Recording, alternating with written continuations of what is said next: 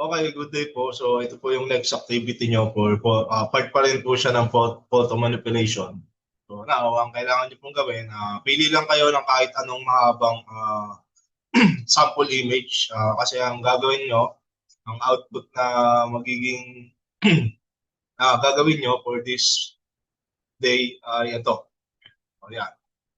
So from this, baseball bat lang, lalagyan nyo na yan ng text, which is yung gagamitin nyo, syempre yung surname niyo. So, paano nyo po siya gagawin?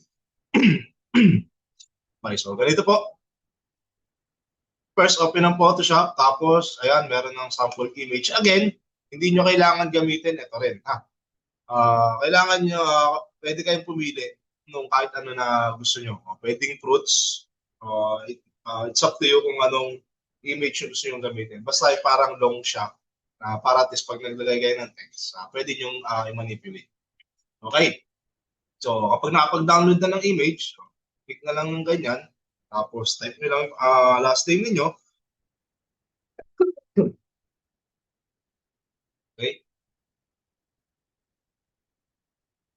Surname nyo yung ilalagay. For example lang, ayan. Tapos, Control-T. Ito na yung text tayo. Nagka-add tayo ng another layer. Siyempre, sakto nyo lang. Pwede nyo i-rotate yung text.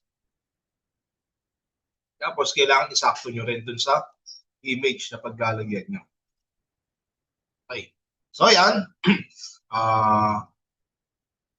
Lagay muna natin ng ganyan. Pwede pa naman natin yan i-adjust kanina. Mamaya kapag i-wrap text natin. So, hit muna natin yung enter para mag-take effect yung changes.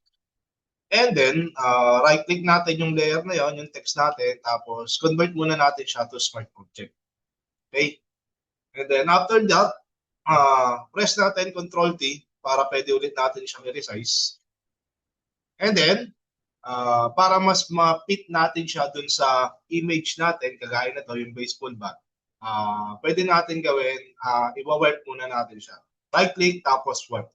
Para magkaroon siya ng mga control handles. So, ayan. Ito yung mga sinasabi ko sa'yo. May mga anchor point, tapos may mga control handle siya na pwede natin siyang i-adjust para rasterize natin yung shape niya. So, dito, kayo nang bahala kung paano nyo siya ipipit doon sa image na makukuha nyo.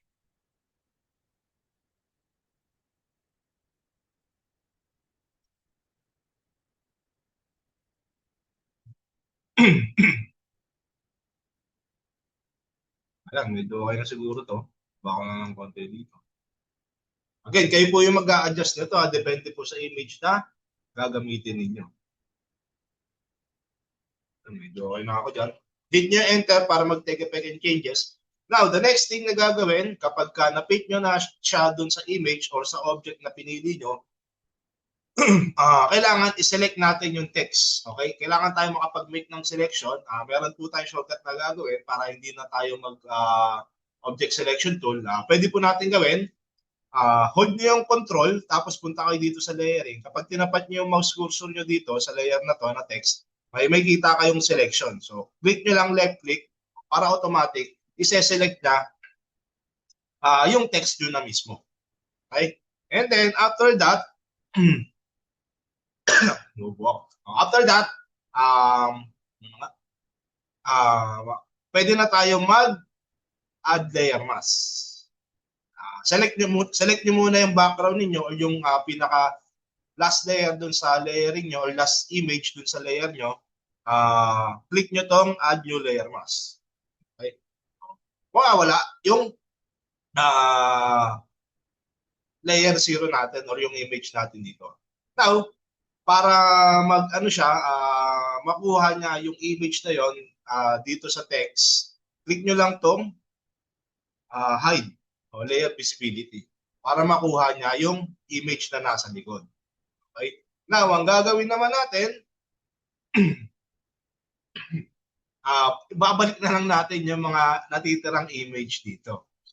Okay, so now, balik tayo dito. Makikita nyo, pwede nyo i-select yung meron kasi tayo ditong layer thumbnail, tapos meron tayong layer mask thumbnail. So, i-click nyo muna tong layer thumbnail, tapos punta kayo ng brush tool.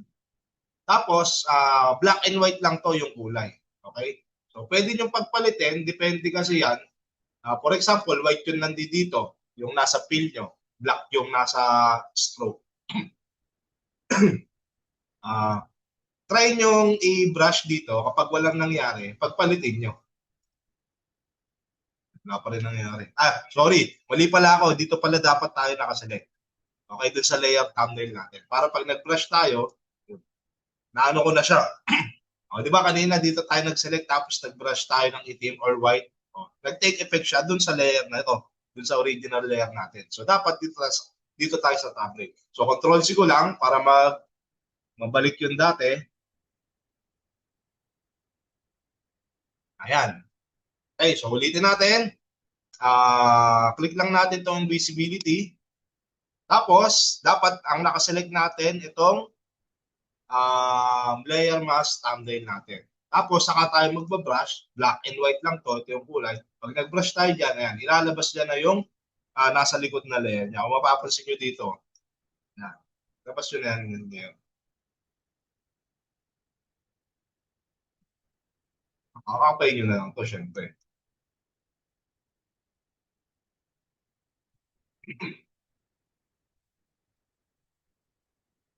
Tapos, taas.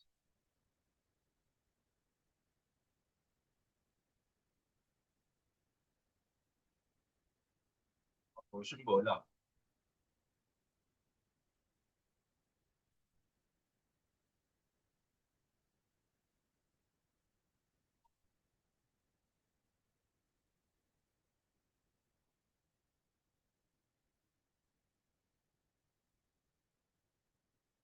Hindi ko nasasama to kasi para at least magmukha siyang S.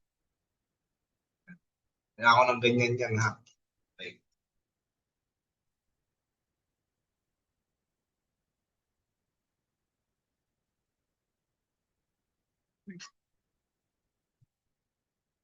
Okay, so since white na lang naman yung natitira, mas maganda kung white background na lang din yung kunin nyo. Pwede tayong gumawa ng add layer dito, baba lang natin, tapos kulayan lang natin yung layer na yan ng white. O yan. So, ganito po yung magiging itsura. Paano nyo po gagawin is dapat po magiging ganyan yung output. Again, last name nyo or surname nyo yung ilalagay. Huwag nyo birahin yung surname nyo. Okay? So again, pipili kayo ng sarili nyong image basta merong mahaba para kapag ka patong tayo ng text doon, masusundan niya yung object na yun. Okay? So ganito. Tapos save nyo na lang as JPEG and then M3 pangalan nung file name nyo tapos upload nyo na sa Google Drive. Okay? So yan, sundan nyo na lang po yung video para magawa nyo.